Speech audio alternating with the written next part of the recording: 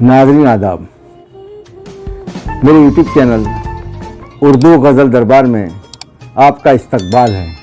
गज़ल का मतलब है तेरा चेहरा जो याद आता है, तेरा चेहरा जो याद आता है, दिल बहुत खुल के मुस्कुराता है, दिल बहुत खुल के मुस्कुराता है। तैर जाती है एक खुशबू सी, तैर जाती है एक खुशबू सी, यार नदी में जब नहाता है, यार नदी में जब नहाता है।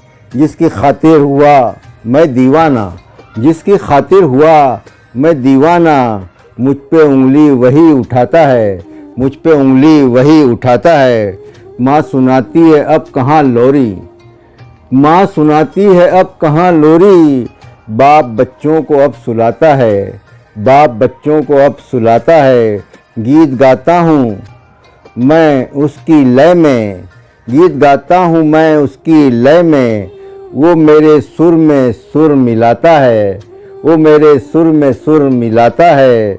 शाह होते हैं अपनी मस्ती में, शाह होते हैं अपनी मस्ती में, कोई जंजीर जब हिलाता है, कोई जंजीर जब हिलाता है। तेरा चेहरा जो याद आता है, दिल बहुत खुल के मुस्कुराता है। शुक्रिया नाज़रीन।